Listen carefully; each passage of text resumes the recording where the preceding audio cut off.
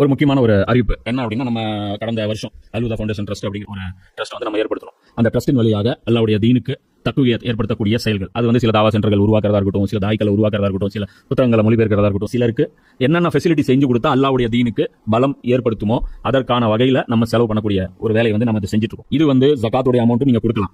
இது வந்து நீங்க அல்லாஹ்வுக்கு அழகிய கடன் அப்படிங்கிற அடிப்படையிலும் கொடுக்கலாம். அல்லாஹ்வுடைய தீனுக்கு எது எல்லாம் வலிமைப்படுத்தக்கூடிய வேலையோ, அல்லாஹ்வுடைய அந்த தக்பீர் ரப் இகாமத் தீனுக்காக செலவிடப்படும் ஒவ்வொரு பைசாவும் அல்லாஹ்வுக்கு கடன். ஏன்னா இது வந்து ரசூல் செய்ய வேண்டிய வேலை, அது நம்மள செய்ய சொல்றான் அல்லாஹ். அதனால இதுக்கு ஃபுல் அண்ட் ஃபுல் இன்சார்ஜ் அல்லாஹ் என்ன எடுத்துக்கிறான், இது எனக்காக நீ கொடுத்த கடன் சொல்றான் அல்லாஹ் ரப்புல் ஆலமீன். அவன் கொடுத்த காசுக்கு அவனுக்கே நம்ம கடன் கொடுக்கக்கூடிய ஒரு மகத்தான வாய்ப்பு வந்து இந்த பணியை வந்து நம்ம செய்யறோம். இந்த ஒரு பணியை மட்டும் தான் நம்ம செய்யறோம். அல்லாஹ்வுடைய தீனை சரியான விதத்தில் முஸ்லிம்களுக்கு புரிய வைத்து அதன் மூலமாக அல்லாஹ்வுடைய தீனை வந்து வலுப்படுத்துவது இந்த ஒரே இலக்குக்காக நாம வந்து அந்த ஒரு ட்ரஸ்ட் வச்சிருக்கோம். இதுடைய பொருளாதாரம் நிறைய தேவைப்படுது. இப்போ வேலை செய்யத்தான் நமக்கு முதல்ல ஒரு நிலம் மட்டும் வாங்குறதுக்கு, ஒரு பில்டிங் கட்டுறதுக்கான பணி மட்டும் இருந்தால் போதும்னு நினைச்சோம். ஆனால் சர்க்கிள் பெருசாக ஆக நிறைய பணம் தேவைப்படுது. நீங்க எந்த அளவுக்கு கான்ட்ரிபியூட் பண்ணுவீங்களோ அந்த அளவுக்கு நாமளும் வந்து அந்த வேலைகளை வந்து சிறப்பான முறையில் செய்ய முடியும். அதனால ஒவ்வொருத்தரும் உங்களால் முடிஞ்ச உங்களுடைய பங்களிப்புகளை இந்த ரமலான் மாசத்துல இன்ஷால்லா நீங்க கொடுங்க. 18% தள்ளுபடி பண்ணிருக்கேன். அப்போ அது தாண்டி எவ்வளோ மருந்துல எவ்வளோ வரி ஏன்னா, ஒரு இன்சுலின் போடுற சக்கரை அவங்களே முடியல, காலில் புண்ணு நடக்க முடியல, அந்த இன்சுலினில் வரி கொடு, புரியுதா? அந்த மாதிரி. அப்போ ரசூல்லா விட்டுட்டு போகும்போது என்ன பண்ணாங்க, ஒரு ஜனாசா வந்துச்சுன்னா ரசூல்லா சொல்லுவாங்க, என்ன சொல்லுவாங்க, இந்த ஜனாசாவுக்கு கடன் இருக்கா? இது வந்து ரசூல்லாவுடைய வழக்கம். 10 வருஷமும் இதுதான் பண்ணுவாங்க. மதீனாவில் இருக்கும்போது இந்த ஜனாசாவுக்கு கடன் இருக்கா? இருந்துச்சுன்னா நான் தொழுகை நடத்த மாட்டேன், நீங்கள் நடத்துங்க. ஏன் அப்படின்னா, நான் தொழுகை நடத்தணும் அப்படின்னா அந்த ஜனாசா எப்படிப்பட்டதாக இருக்கும்னா, குற்றமற்றதா, அதாவது எந்த ஒரு கேள்வி கணக்கும், அதாவது அல்லாஹ்விடத்தில் பெருசாக எந்த ஒரு குறைபாடும் இல்லாததா, வெளிப்படையானதா அது இருக்கக்கூடாது.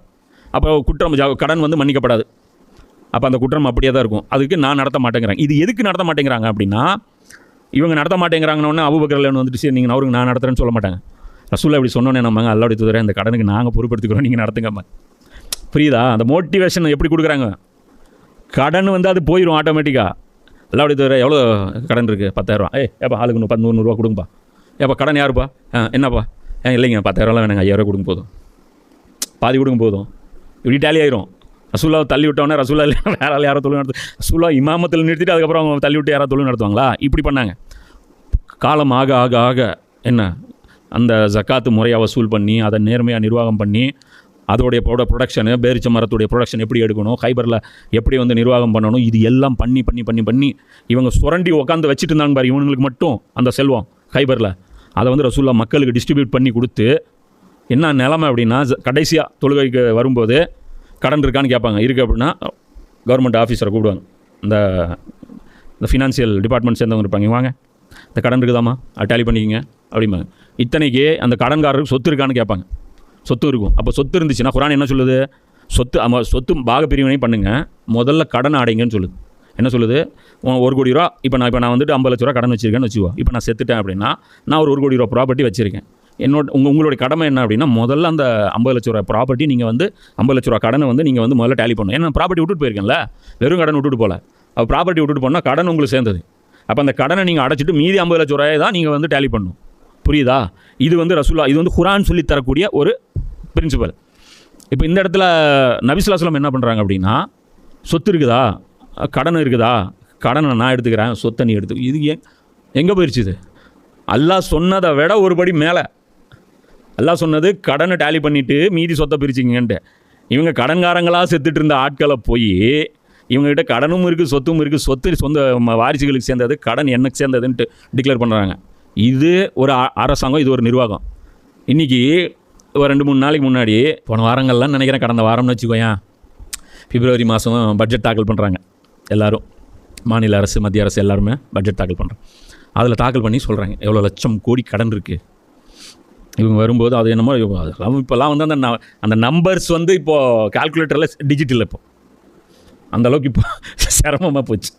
கால்குலேட்டரில் எத்தனை டிஜிட் வந்துடும், 0000 போட்டினா ஒரு சில ஜீரோ வந்துட்டு அதுக்கப்புறம் நின்றுடும். அந்த டிஜிட்டு சொல்ல தெரியாது யார், நம்ம A to D இவங்க எல்லாமே வந்து இது வந்து இத்தனை லட்சத்துக்கும் அது அந்த லட்சத்துக்கும் தெரிய மாட்டேங்குது. அதனால் அந்த அளவுக்கு ஸ்டக்காக கால்குலேட்டர் ஜாமாற அளவுக்கு இவங்க கடன் வாங்கினது யார்? கவர்மெண்ட்டு. கட்ட வேண்டியது யார்? நாம. இது எப்படி பாரு உல்ட்டா, ஒவ்வொரு குடிமகனும் கட்டணும். நாங்கள் எங்கேங்க சார் வாங்கணும்? மூதேவி உனக்கு தாண்டா வாங்கிச்சு, வாங்கி என்ன சார் பண்ணீங்க? ஜிஹெச் கட்டியிருக்கு. எந்த ஜிஹெச்? அதுக்கு 10 லட்ச ரூபா கோடியா? டேலி பண்ணி பார்ப்போமா? நீங்கள் வாங்கின கடனுக்கும் நீங்கள் பண்ண செலவுக்கும் எங்களுக்கு கணக்காட்ட முடியுமா? என்ன பண்ணி வச்சுருக்கீங்க? உங்கள் ஒவ்வொருத்தருக்கும் 5000 கோடி 10,000 கோடி ரூபா சொத்து இருக்குது. ஒரு அமைச்சர் பேசினாங்க, போன ஆட்சியில் இருந்த அமைச்சர், இதுக்கு முன்னாடி இருந்த கவர்மெண்ட்டுடைய ஒரு அமைச்சர், தமிழக அமைச்சர், 4000 கோடி ரூபா நான் வசூல் பண்ணி கொடுத்தே ஆகணுன்ட்டு எனக்கு வந்து கட்சி தலைமை சொல்லிருச்சு. அதனால் வந்து ஒரு போஸ்டிங்க்கு எனக்கு இத்தனை லட்சம் ரூபா நீங்கள் கொடுத்தே ஆகணும். ஓப்பனாக பேசுது. என்னங்க பண்ணுறது? நீங்கள் இது அது அந்த இன்றைக்கெல்லாம் சினிமாக்கள்லாம் ஈஸியாக வரும்ல. முதல்ல மாதிரி இல்லைங்க. இன்றைக்கெல்லாம் வந்து அரசியல் நிலவரம்லாம் வந்து வேறு மாதிரி ஆச்சு. ரொம்ப காஸ்ட்லிங்க எம்எல்ஏ சீட்டு. இன்றைக்கி ட்ரம்ப் வந்து ஜெயிச்சார் அப்படின்னா எலான் மஸ்க் உலகத்தின் நம்பர் 1 கோடீஸ்வரர் செலவு பண்ணுறாரு. மோடி ஜெயிச்சார் அப்படின்னா அதானி அம்பானி செலவு பண்ணி தான் ஜெயிக்க வைக்கிறாரு. அதுக்கப்புறம் அவனுக்கு 2 பேருக்கு நலம்னா போதும் அவர். புரியுதா? அதான் இவர் சொல்கிறாரு, ராகுல் காந்தி, நாம் இருவர் நமக்கு இருவர். நாம் இருவர் யார்? மோடியும் அமித்ஷா. நமக்கு இருவர் யார்? அம்பானி அதானி. இவங்க ஆட்சி இப்படி தான் போயிட்டுருக்குது. ஹம் தோ ஹமாரே தோ. இதுதான் விகாஸ். சப்கே சாத் சப்கா விகாஸ். இதான் நடந்துட்டு இருக்கு. இது எப்படிப்பட்ட அரசாங்கம்? இது மக்களுக்கு யாருக்காவது தெரியுமா? கொண்டு போய் நம்ம சேர்த்திருக்கோமா? இன்ஃபர்மேஷனாக கொண்டு போய் சேர்த்திருக்கோமா? ரசூலா பற்றி என்ன உங்களுக்கு தெரியும்? 13 கல்யாணம் பண்ணாங்க, 6 வயசு பொண்ணை கல்யாணம் பண்ணாங்க, இதான் தெரியும். இத்தனை 39 போர்கள் பண்ணாங்க. மதவாதின்னு சொன்னாங்க. எனக்கு அல்லாவுடைய வந்து செய்தி வருதுன்னு மக்கள் எல்லாம் சுரண்டி ஏமாத்துறாங்க. என்னத்தடா சுரண்டாங்க? என்ன பண்ணாங்க தெரியுமா? முதல்ல ரசூலா என்ன பண்ணாங்கன்னு தெரியுமா?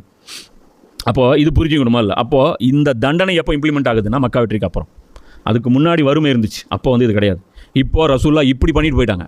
உனக்கு என்ன வேணும் நான் பொறுப்பு, உனக்கு என்ன வேணும் நான் பொறுப்பு. என்கிட்ட கேளு, உன்னால் வேலை செய்ய முடியலையா? கை உடஞ்சி போச்சா? உட்காரு. எவ்வளோ உன்னுடைய மந்த்லி, உன்னுடைய செலவு எவ்வளோ?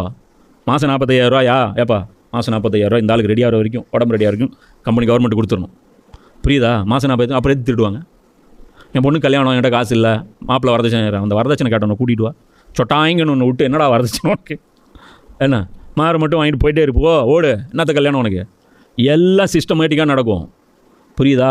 மக்களுக்கு தேவையே இருக்காது. ஒரு நாளில் வெறும் 4 மணி நேரம் வேலை செஞ்சாலே போதும். அந்த காசை வச்சுட்டே என்ன பண்ண முடியும்? என்ன பண்ணுங்க? சாராயம் அடிக்கிற, கூத்தடிக்கிற, சாராயம் இல்லை, சுதாட்டம் இல்லை, டான்ஸ் கிளப் கிடையாது, என்ன அநியாயமாக எதுவுமே பண்ண முடியாது. மனுஷனுடைய மைண்டு ஃப்ரீயாக இருக்கும். இன்றைக்கி சொல்கிறான் பாருங்கள், அந்த நகைச்சுவை விருந்து. ஏன் அவர் ஸ்ட்ரெஸ் எல்லாம் எங்களுக்கு வந்து கழிக்க போகிறோம். எதில்? சினிமா பார்த்தா போதாது. 2 மணி நேரம் மகிழ்ச்சியாக இருக்கிறீங்களா? கவலை தீந்துருச்சா? கவலை தீரணும், அந்த மகிழ்ச்சி இருக்கணும். கவலை உணராமல் செய்கிறது வந்து அது வந்து மகிழ்ச்சி கிடையாது. இதெல்லாம் எதுவுமே தேவைப்படாது. இஸ்லாமிய அரசாங்கம் அவ்வளோ டைம் இருக்கும். குரானில் எல்லாம் சொல்கிறான்ல, வானத்தை பாரு, பூமியை பாரு, இயற்கையை பாருங்கிறான்ல. இதுக்கெல்லாம் டைம் வேணும்ல. இன்றைக்கி சொரியதுக்கு நேரம் இல்லை. எங்கே போய் வானத்தை போய் பார்ப்பீங்க? எங்கே போய் கடலில் போய் உட்காந்து கடலில் அல்லாவுடைய அத்தாச்சி எப்போ போய் பார்ப்பீங்க? நீங்கள் மரத்தை உட்காந்து ஒரு 1/2 மணி நேரம் நீ பார்க்க முடியுமா? பார்த்தா பைத்தியக்காரமா. எங்கேயாவது ஒரு கிணத்தடியில், ஒரு மரத்தடியில் போயிட்டு இப்படியே உட்காந்து இந்த எப்படி எல்லா வித படைச்சிருக்கான், அந்த செடிகள் எப்படி இருக்குது, பக்கத்தில் ஒரு செடி மாமரம் இருக்குது, ஒரு பக்கம் தேங்காய் மரம் இருக்குது, எப்படி விளைஞ்சிருக்கு, இதெல்லாம் உட்காந்து பார்த்து. ஏடா தென்னை மரத்தை பார்த்ததே இல்லையாடா, எந்திரிச்சு போய் பொழப்ப பாடுறா அப்படிமா. அவ்வளோ டைம் இருக்கும். நான் சொல்கிறது புரியுதா? அப்போ லைஃப் எப்படி இருக்குன்னு நினச்சிப்பார். இன்றைக்கி உன்னால் 9 மணிக்கு போயிட்டு 10 மணிக்கு வந்து உன்னோட யாரா அடிமை? இதுக்கு மேலே ஏமா அடிமை? கொத்தடிமைனா என்னன்னு தெரியுமா? காரில் போனால் கொத்தடிமை இல்லையா? ஃப்ளைட்டில் போனால் கொத்தடிமை இல்லையா? இங்கே தான் கொத்தடிமை. புரியுதா? வாழ்க்கையில் எல்லாருக்கும் டைம் இருக்கும். எல்லாத்துக்குமே ஸ்லாப் இருக்கணும். குரான் படிக்கணும். எப்போ படிக்கணும்? டைமில் எல்லோரும் புலம்புறாங்க. எப்போ படிக்கணும் தெரியாது. ஏன்? சம்பாதிக்கிற நேரம் பார்த்தல 2. அதனால தான் இப்போ என்ன பண்ணுறாங்க? தராவியை போட்டு ஆராய்ச்சி பண்ணுறாங்க. தராவி அது வந்து தஹஜ்ஜுத் 2 மணிக்கு எந்திரிச்சு சொன்னாங்க. அவன் எந்திரிச்சு தொழ முடியும்? நீங்கள் பெண்டு கழுறது சார். உங்களுக்கு வேணால் தொழ முடியும் சார், உங்களுக்கு பிரச்சனை இல்லை சார். நீங்கள் பள்ளிவாசலில் ஒயிட் அண்ட் ஒயிட் உட்காந்துட்டு வெறும் 5 டைம்ஸ் உங்களுடைய தொழுகை எடுத்துகிட்டு பண்ணிட்டு இருக்கீங்க சார். 2 மணிக்கு எந்திரிச்சு தொழுதுட்டு காலையில் 9 மணிக்கு போய் வேலை செஞ்சு பாருங்கள் சார். வெறும் வயிற்றில் 12 மணிக்கு வெயில் சுரீர்னு போகும் சார். கைவண்டி இழுத்துட்டு போகிறவனை போய் பாருங்கள் சார். மூட்டை தூக்குறவனை போய் பாருங்கள் சார். நான் தஹஜ்ஜுத்தை வந்து டிமோட்டிவேட் பண்ணல. தஹஜ்ஜுத் முடிஞ்ச வரைக்கும் தொழுவுங்க. யாருக்கு ஈஸியாக இருக்கோ அது தொழுவுங்க. அதுக்குன்னு தஹஜ்ஜுத் தொழுவாதவனை பார்த்து அவனை வந்து இதாக பார்க்காதீங்க. அதனால தான் உமர்ல என்ன பண்ணாங்க? மினிமலாக உங்களால் இஷாவுக்கு அப்புறம் ஒரு தொழுக முடியுதா? அது போதும் போ. அதுதான் அவங்க ஏற்படுத்தின. அது குலஃபை ராஷிதினுடைய சுன்னத்து. புரியுதா? இன்றைக்கி 8ங்கிறவனும் 20ங்கிறவனும் அதை தான் ஃபாலோ பண்ணிருக்கான். என்ன அது லைலத்துல் கதராக இருக்கட்டும், என்னவாக இருக்கட்டும், எனக்கு பிரச்சனை, அது என்ன பண்ண முடியும்? அடுத்த வருஷத்துக்கு வரும். எனவே யாரேனும் அநீதி இழைத்த பின் பாவ மன்னிப்பு கோரி தன்னை சீர்திருத்தி கொண்டால் அல்லாவின் கருணை பார்வை அவன் பக்கம் மீண்டும் திரும்புகிறது. நிச்சயமாக அல்லாஹ் பெரிதும் மன்னிப்பு வழங்குபவனும் அளப்பரிய கருணை உள்ளவனும் ஆவான். இப்போ இதை அல்லாஹ் என்ன சொல்கிறான் அப்படின்னா, அந்த திருடன் வந்து திருடிட்டான், அவனுக்கு கை வெட்டப்பட்டுருச்சு. அந்த கை வெட்டப்பட்டது ஏன் அப்படின்னா அது வந்து ஒரு பயங்கரமான படிப்பினை. இந்த சொசைட்டியில் திருட வேண்டிய அவசியமே உனக்கு இல்லை. அதையும் மீறி உன பேராசை பிடிச்சி நீ திருடிட்ட. இப்போ உன் கை போச்சா? இதுக்கு நிகர் நீ திருடின காசு கிடையாது. இன்றைக்கி வந்து 1 கோடி ரூபா கொடுக்குறேன், கையை கொடுன்னா அவன்கிட்டே கொடுப்போமா? யாரோ கொடுப்போம்? ஒரு விரலை கொடுப்போமா? கொடுக்க மாட்டோம். விரலில் இந்த போர்ஷன் மட்டும் வெட்டிக்கிறேன் அப்படின்னா கொடுப்போமா? தரமாட்டோம். அப்போ அடுத்தவங்க காசு உனக்கு வேல்யூ தெரியல, அப்போ உன் கைக்கு வேல்யூ உனக்கு தெரியுமில்ல, இனிமேல் திருட மாட்டேன்.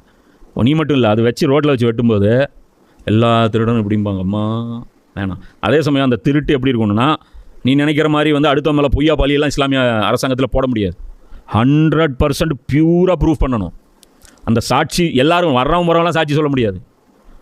அவன் வாழ்க்கையில் ஒரு தடவை போய் சொல்லியிருந்தானா அவன் சாட்சிக்கு அன்எலிஜிபிள், அவனை வந்து தூக்கி வெளியே போட்டுருவாங்க. லிஸ்ட் இருக்கும், இவன்லாம் சாட்சி சொல்ல தகுதியற்றவன்ட்டு. இன்றைக்கெல்லாம் அதில் வந்து தலைவர்களே கொண்டு வரலாம். என்ன இவங்களாம் அன்ஃபிட்டுன்ட்டு. சாட்சிக்கு ஒரு குவாலிஃபிகேஷன் இருக்கணும், அது ப்ரூஃப் பண்ணணும்.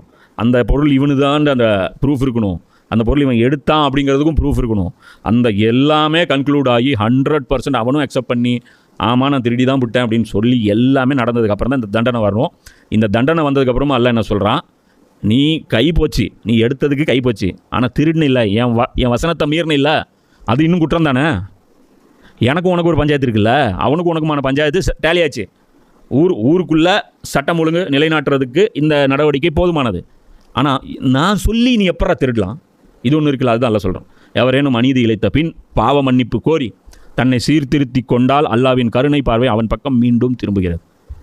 இந்த கை போனதுக்கப்புறம் அவன் வருந்தி தேவையில்லாமல் இப்படி நடந்துட்டோமே, அல்லாவுடைய உத்தரவு மீறிட்டோமே, அந்த ஃபீலிங் இருக்கணும். அல்லாவுடைய உத்தரவு மீறிட்டோமே, இது நான் பண்ணியிருக்கக்கூடாது, நான் அல்லாட்ட என்ன மூஞ்சில் இந்த ஒரு கை இல்லாமல் எப்படி மறுமையில் நான் போய் அல்லா முன்னாடி நிற்பேன். ரோட்டில் போகிறவன் வரவங்களாம் தெரிஞ்சுவாங்களே இவன் திருடன்ட்டு. இன்றைக்கெலாம் போஸ்டர் அடித்து ஓட்டுறாங்க பஸ் ஸ்டாண்டில், இவங்கெல்லாம் திருடாங்க கேர்ஃபுல்ன்ட்டு. அதெல்லாம் அத்தனை ஃபோட்டோவும் மைண்டில் வச்சுட்டு முடியுமா? ஒரு கை இல்லாமல் ஒருத்தன் போனோன்னா அழகாக சொல்லிடுவேன், இதா பக்கத்து சீட்டில் உட்காருவாங்க, என்ன 2 சீட் தள்ளி உட்காருவாங்க.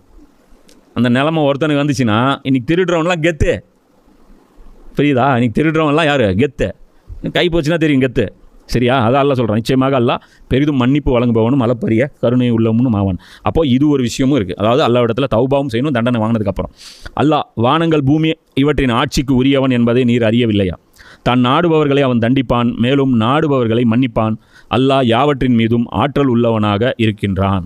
இப்போ இந்த இடத்துல சில பேர் வந்து அப்ஜெக்ஷன் பண்ணுவாங்க, அது எப்படி கைவெட்டலாம்? ஃபஸ்ட்டு ஒரு வார்னிங் கொடுக்கலாம் இல்லையா? அவனை கூப்பிட்டு அட்வைஸ் பண்ணலாமா இல்லையா? அவனை வந்து திருத்தலாமா இல்லையா? நாங்கள் 6 மாதம் ஜெயில் போட்டு 2வது அட்டம்ப்டில் 3வது அட்டம்ப்டில் போட்டாமல இல்லையா?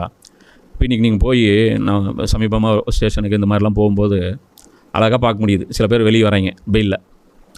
அது பெயில் அவங்க எத்தனாவது பார்த்தீங்கன்னா 35வது வழக்கு.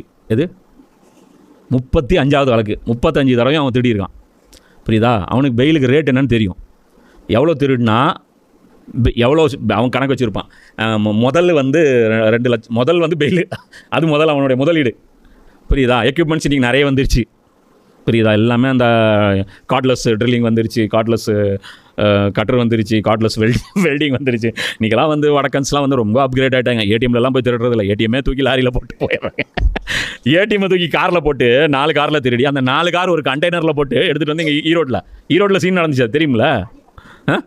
பள்ளிப்பாளையத்தில் தான், அது பட்டப்பகலில் அது ஷூட் பண்ணி என்கவுண்டரில் ஷூட் பண்ணாங்க. கேரளாவில் 4 ஏடிஎம் தூக்கிட்டு காரில் எல்லாமே தூக்கிட்டு அந்த 4 காரை எடுத்து போட்டு கண்டெய்னரில் ஏற்றிட்டாங்க. இவன் காரை தேடுறானா, வண்டிக்கு இது போகிறது கண்டெய்னர். எப்படி வடக்கன்ஸ் எவ்வளோ அப்கிரேட் ஆகிட்டாங்க பார்த்தியா? ஏன்னா அதிகமாக அவங்க செய்கிறதுனால சொல்கிறேன். இப்போ என்ன வடக்கன்ஸ்னால் அவங்களையும் நல்லவங்க நிறைய பேர் இருக்காங்க. இப்போது சில விஷயங்களுக்கு தண்டனை கடுமையாக இருக்கணும். அதனால தான் அல்லாஹ் சொல்கிறான், அல்லாஹ் வானங்கள் மற்றும் பூமி இவற்றின் ஆட்சிக்கு உரியவன் என்பதை நீர் அறிவில்லையா? என்னடா நினச்சிட்டு இருக்கிறீங்க? ஒழுங்காக ஒரு விஷயம் நடக்கணும் அப்படின்னா எனக்கு தான் தெரியும். சூரியனும் சந்திரனும் நான் வந்து எப்படி பேலன்ஸ் பண்ணிகிட்ருக்கிறேன், புரியுதா? இதோடைய மேக்னெட்டிக் ஃபோர்ஸ் எவ்வளோ இருக்கணும், இதோடைய மேக்னெட்டிக் ஃபோர்ஸ் எவ்வளோ இருக்கணும், இதோடைய ரொட்டேஷன் ஸ்பீடு எப்படி இருக்கணும், எத்தனை கோள்கள் எப்படி இருக்கணும், அவ்வளோ நட்சத்திரங்கள் ஒன்றோட ஒன்று மோதாமல் இருக்கணும் அப்படின்னா இது எப்படி ப்ரோக்ராம் பண்ணணுங்கிற அறிவு எனக்கு இருக்குது, புரியுதா? பேரிச்சம்பழம் எந்த ஏரியாவில் விளையணும், எந்த ஏரியாவில் மாமரம் விளையணும், எந்த ஏரியாவில் தென்னை மரம் விளையணும், ஒட்டகம் எந்த பகுதியில் உற்பத்தி பண்ணணும், பாலைவனத்தில் ஒட்டகம் இருந்துச்சுன்னா தான் அங்கே போக முடியும், அதோடைய காலுடைய கெப்பாசிட்டி அப்படியே. யானை வந்து பாலைவனத்தில் வச்சுருந்தா போக முடியுமா? அதுக்கு அல்லாவுக்கு தெரியும், இவ்வளோ மேட்ரு எனக்கு தெரியும். அதனால் அல்லா சொல்கிறான், இந்த அட்வைஸ்லாம் பண்ணுறது இருந்தால் வேறு யார்கிட்டே போய் பண்ணுங்கள், இந்த வானம் பூமியோட ஆட்சி நான் பண்ணிகிட்ருக்கிறேன், நான் நாடுபவர்களை தண்டிப்பேன், இவ்வளோ தான் உனக்கு சொல்ல முடியும். இந்த தண்டனை நான் ஏன் இயற்றினேன் என்றால் அப்படின்னு சொல்லிட்டு அதுக்கு ரீசன்லாம் சொல்ல முடியாது. என் இஷ்டம், ஒரே ஒரு வார்த்தை, தான் நாடுபவர்களை தண்டிப்பான், ஏன் இஷ்டம், தான் நாடுபவர்களை மன்னிப்பான். எந்த குற்றத்தை மன்னிக்கணும் எனக்கு தெரியும், எந்த குற்றத்தை தண்டிக்கணும் எனக்கு தெரியும். அதை தாண்டி பேசுகிற அருகதை எந்த மனிதனுக்கும் கிடையாது. அல்லாஹ் யாவற்றின் மீதும் ஆற்றல் உள்ளவனாக இருக்கிறான். அப்படியா? அப்படி என்ன தாண்டி வந்து நீங்கள் வந்து என்னை கொஸ்டின் பண்ணுறதா இருந்தால் என்னை பீட் பண்ணி காட்டுங்க, போய் சண்டை போடுங்க, நான் எங்கே இருக்குன்னு முதல்ல கண்டுபிடிங்க. அதுக்கப்புறம் என்ன எப்படி என்னோடய வீக் பாயிண்ட் எதுன்னு கண்டுபிடிங்க. எப்படி என்னை பீட் பண்ண முடியும்னு கண்டுபிடிங்க. அதுக்கெல்லாம் எதுக்கும் வக்கில் இல்லை. மூடிட்டு அடங்கி நடந்துட்டு போயிருங்க, அவ்வளோதான். கையில் சிக்கினீங்க காலி. உங்கள் உடம்புல இருக்கிற பார்ட்ஸ் கூட உங்கள் பேச்சு கேட்காது, என் பேச்சு தான் கேட்கும். ஹார்ட்டை வந்து ஒரு 5 செகண்ட் நிறுத்தி காட்டு. உன் உடம்பு தானே, கண்ணை மூடலாம் 5 செகண்ட், இப்படி மூடலாம் 5 செகண்ட், கை இப்படி பண்ணலாம் என்ன, 5 செகண்ட் கை நீ இப்படி ஆட்டலாம். கிட்னி வந்து ஒரு 10 நிமிஷம் 1 செகண்ட் நிறுத்தி காட்டு. யூரின் வேணால் அடக்கலாம், எல்லாம் யூரின் வேணால் அடக்கலாம். அது ஒரு கட்டம் தான், இல்லைனா பிளாஸ்ட்டு. சரியா? நீ நினைக்கிற உங்ககிட்ட உன் இதில் இது இருக்குன்ட்டு. சரியா? முடி நரைக்காமல் காட்டு, நகம் வளராமல் காட்டு, முடி கொட்டாமல் இருக்க காட்டு, முடி வெளுக்காமல் இருக்கிறதுக்கு காட்டு. ஒன்றும் உன் கண்ட்ரோல் இல்லை. புரியுதா? நீ ஒரு அடிமைன்னு புரியுதா? அப்போ அடிமையாக இருக்கிறது உனக்கு என்னடா நோகு? அல்ல அதான் சொல்கிறேன், அடிமை தானே. நான் உனக்கு நல்லது தானே செஞ்சுருக்கேன், உனக்கு பார்த்து தானே செஞ்சுருக்கேன். உனக்காக ஆறுகளை ஓட வச்சுருக்கேன், உனக்காக இவ்வளோ விஷயங்கள் ஏற்பாடு பண்ணியிருக்கேன். உனக்கு நல்லது செய்கிறவனா கெட்டது செய்கிறவன் நான். எந்த செடியை தொட்டாலும் விஷம், இப்படி எல்லாம் படைச்சிருக்கான். எதை தொட்டாலும் விஷம், எந்த தண்ணியில் இறங்கினாலும் செத்துருவோம், எங்கே போனாலும் கரண்ட் சாக்கடி. உலகத்தில் எவ்வளோ என்ஜாய்மெண்ட்டு நம்ம பண்ணுறோம், எவ்வளோ அனுபவிக்கிறோம், எவ்வளோ உணவுகள் சாப்பிட்றோம். இறைச்சியில் எத்தனை வகை இருக்குது, மீன்கள் எத்தனை வகை இருக்குது, எவ்வளோ வகை இருக்குது. இவ்வளோ கருணையாளனிவன் எனக்கு வந்து நீங்கள் அட்வைஸ் பண்ணுறீங்களா? யாரை தண்டிக்கணும், யாரை தண்டிக்கக்கூடாது, என்ன பனிஷ்மெண்ட், இதுக்கெல்லாம் கை வெட்டலாமா? பேசுவாங்க புத்திசாலிகள்லாம் உட்காந்து டிபேட்டில் பேசுவாங்க. காட்டுமிராண்டித்தனமான மார்க்கம் இஸ்லாம். அதெல்லாம் கிடையாது. அதுதான் அல்ல சொல்கிறான், தூதரே நிராகரிப்பில் முனைப்புடன் இருப்பவர்கள் உம்மை கவலையில் ஆழ்த்திட வேண்டாம். இந்த குஃப்ரில் ஒரு கூட்டம் சுற்றிட்டு இருக்கும். அந்த கூட்டம் வந்து அல்லாஹ் பற்றியும் கேர் பண்ணாது, அல்லாவுடைய ரசூலை பற்றியும் கேர் பண்ணாது, அல்லாவுடைய ஆர்டர்ஸ் பற்றியும் கேர் பண்ணாது. அவங்க பார்த்திங்கன்னா அவங்களுடைய அந்த வேலையில் ரொம்ப கமிட்டடாக இருப்பாங்க. அவங்க எந்த இடத்துலையுமே அல்லாவுடைய இன்டர்ஃபரன்ஸு, நபியோடைய இன்டர்ஃபரன்ஸ் இருக்கிறதுக்கே ஒத்துக்க மாட்டாங்க. நீ போய் ஒரு டாக் ஷோவில் போய் உட்காந்துக்கிட்டு அல்லாஹ் இப்படி சொல்கிறாங்க, இருந்தாலும் என்ன முதல்ல மைக் வாங்க அந்த ஆள்கிட்ட. சும்மா அல்லாம கண்ணுக்கு தெரியாத அல்லாம எவனோ ஒருத்தன் சொன்னானாமா அதை போய் என்னங்க நீங்கள் ஆளுங்க முதல்ல மைக்கை பிடிங்கிருவாங்க. டாக் ஷோலெல்லாம் போய் பேச முடியாது. டாக் ஷோவில் போய்ட்டு நீ வேறு ஏதாவது பேசலாம். கடந்த ஆட்சியில் நடந்தது என்னவென்றால் அப்படின்னு ஒரு புள்ளி வரத்தோடு பேசுன்னு வச்சுக்கோங்க. அருமையாக பிரித்து ஆளூர் சாணவா சென்சேஷன், கிழித்து தொங்க விட்டார், சங்கிகளை கதற விட்டார், அதை பண்ணார், இதை பண்ணாரும்பை. அல்லாவுடைய தீனை பற்றி பேசுங்க. ஒன்று வராது, இல்லைன்னா எடிட் பண்ணிடுவாங்க. ஒன்று மயக்க பிடிங்கிடுவாங்க. மீறி நீ லாஜிக்கலாக பேசுனேன்னு வச்சுக்கோ, எடிட் பண்ணிடுவாங்க. ஜாகிர் நாயக்கும் ஷாருக் கானும் உட்காந்து டிபேட் பண்ணாங்க. டிபேட் பண்ணும்போது என்ன பண்ணியிருக்காங்க, ஜாகிர் நாயக் சொல்லியிருக்காரு, டிபேட்டுக்கு நான் எந்த டிவி ஷோக்கு நான் வரதில்லை, நான் வந்து என்னோடய சேனல் வச்சுருக்கேன், நான் பேசிக்கிறேன், எனக்கு எந்த டிபேட்டுக்கு நான் வரேன். இல்லை வாங்க நாங்கள் பேசுகிறோம் அப்படின்ட்டு. பர்காதத், அது அந்த ரொம்ப ஃபேமஸான ஒரு லேடி. அவர் என்ன பண்ணியிருக்காரு, சரி வரேன், ஆனால் ஒரு கண்டிஷன் என்ன அப்படின்னா, எடிட் பண்ணாமல் என்கிட்ட டேட்டா கொடுத்துடணும், அல்லது என்னுடைய கேமரா வந்து நான் தனியாக வச்சு ஷூட் பண்ணிக்குவேன், இது பண்ணிடுவேன் அப்படின்னு. சரி என்ன சொல்லி ஆப்பில் ஓப்பன் பண்ணிட்டாங்க. கடைசியாக என்ன பண்ணாங்க, கேமரா செட்டிங்ஸ்லாம் பண்ணும்ல, அவங்களே 10 கேமரா இப்படி வச்சிட்டாங்க. ஏன்னா மல்டிபிள் ஆங்கிளில் காட்டணும். இங்கே ஷாருக் கான் உட்காந்துட்டு இருக்காரு, அங்கே வந்து சோனம் அலி கான், சைஃப் அலி கானோடைய பொண்ணு உட்காந்துட்டு இருக்கு, இந்த பக்கம் இன்னொரு ஆக்டர் உட்காந்துட்டு இருக்காரு, இவர் கேட்குறாரு, அவர் பேசுகிறாரு. அது வந்து அப்படியே ஒரு டிபேட் ஷோவாக போகுது.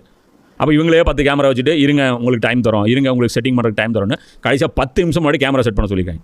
அங்கே போனால் எந்த இடத்துலையும் கேமரா வைக்கிறது வேணும். இப்போ இங்கே இவ்வளோ இருக்குது, இதில் எங்கே போய் வைப்ப கேமரா? அந்த சோஃபாவுக்கு ஒரு ஆங்கிள் இருக்குது, இந்த சோஃபா ஆங்கிளே இல்லை.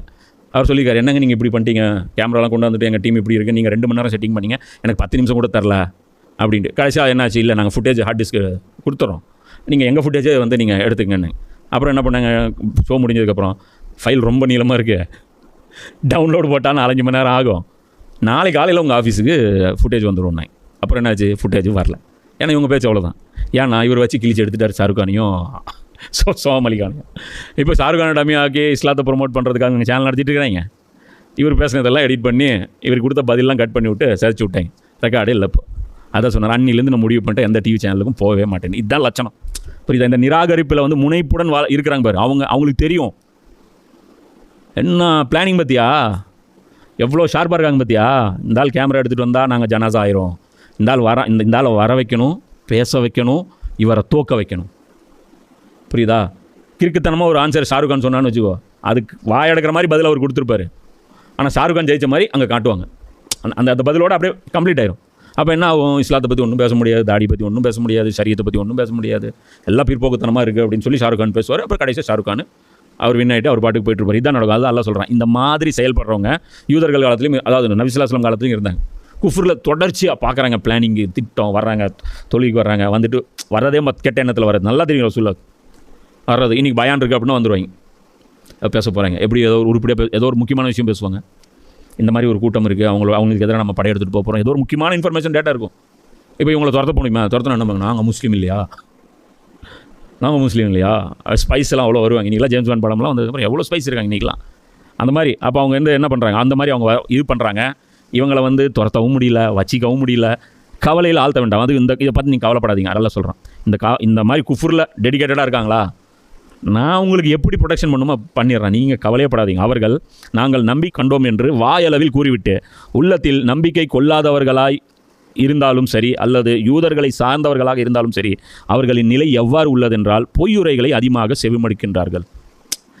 அப்போ எல்லாம் என்ன சொல்கிறான், அவங்க நம்பிக்கை கொண்டோம்னு வாயளவில் சொன்னாலும் சரி, அல்லது டைரெக்டாக யூதர்களாகவே இருந்து நாங்களும் வந்து உட்காந்து கேட்குறோம் அப்படின்னு வந்தாலும் சரி, அவர்களின் நிலை எப்படிப்பட்டது இருக்குன்னா பொய்களை வந்து அதிகமாக செவிடுக்கிறாங்க.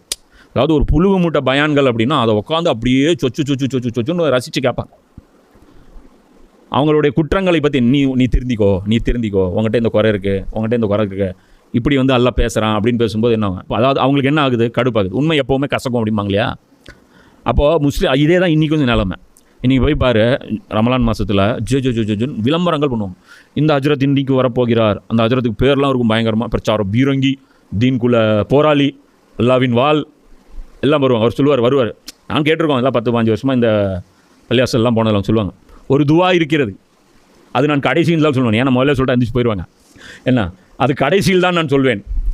அந்த ஒரு துவாவை நீங்கள் கேட்டுவிட்டால் இந்த உலக மக்கள் கடல் நுரை அளவுக்கு நீங்கள் பாவம் செய்திருந்தாலும் அந்த பாவம் உடனடியாக நீங்கிவிடும். அப்படிப்பட்ட ஒரு துவா அப்படின்னு நீங்க உட்காந்துட்டு, இது துவா, இது டுமீலு, அதான் அல்ல சொல்கிறான். டுமீல் விட்டா கேட்குறீங்க, குரானில் அந்த துவா இருக்கா?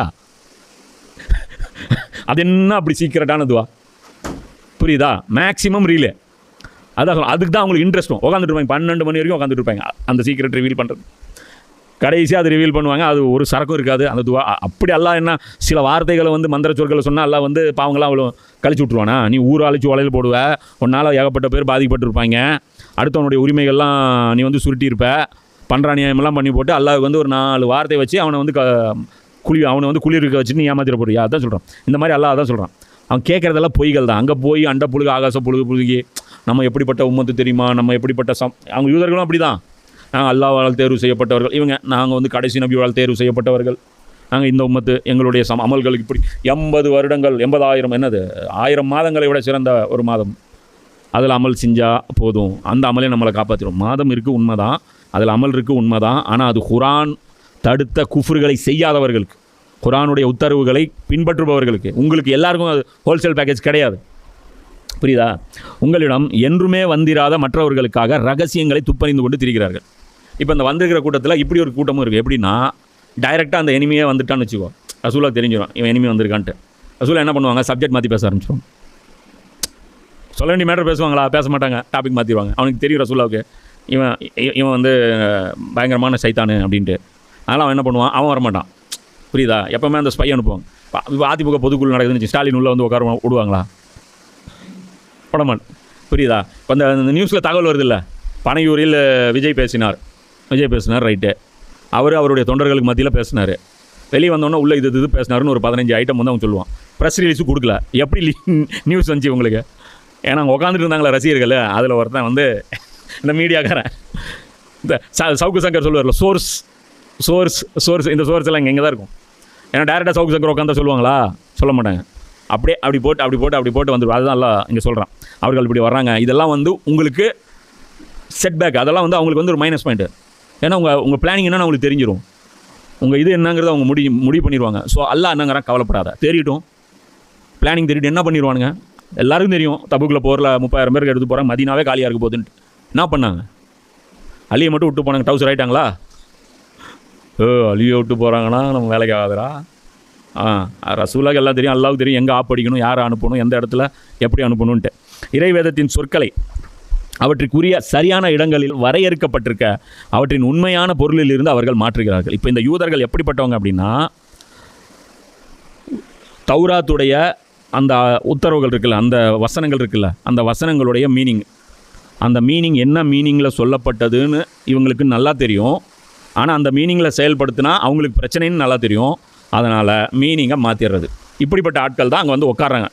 அப்போ ரசூலுல்லாஹ்ட்ட மட்டும் அல்லாஹ் என்ன சொல்கிறான், இவனுங்களே ப்ராடு பசங்க, ஆல்ரெடி தௌராத்திலே நான் சொன்னதெல்லாம் இவனுக்கு மாற்றி வச்சுருக்கானுங்க. இப்போ நான் உங்கள்கிட்ட குரானை பற்றி பேசிகிட்டு இருக்கிறேன், இதை மட்டும் இவங்க கேட்டு ஒழுங்காக இவங்க திரும்பி வாழ்ந்துட போகிறாங்களா என்ன? இவங்களுடைய போக்கு ஒரு காலத்திலும் இவங்களுக்கு அது இது பண்ணாது அப்படின்னு சொல்கிறாங்க. இப்போ இந்த இடத்துல மட்டும் அது முடிச்சிடலாம், இதோட முடிச்சிடலாம், டயர்டாயிடுச்சு இன்ஷால்லா. அது சொன்னல இது பீக்கு, அதாவது கடைசியாக அந்த ஒரு அந்த ரிவிட்டு வசனம் வந்து அடுத்தது வரப்போகுது இன்ஷால்லா. அந்த வசனம் வந்து கொஞ்சம் டீட்டெயிலாக பார்க்கணும், அது கொஞ்சம் ப்ரீஃபாக அதுக்கு டைம் எடுத்துகிட்டு பண்ணுவோம். கொஞ்சம் சீக்கிரமாக ஆரம்பித்து சீக்கிரமாக முடிப்போம். வாஹிர் தாவானா அல்ஹம்துலில்லாஹி ரப்பில் ஆலமீன்.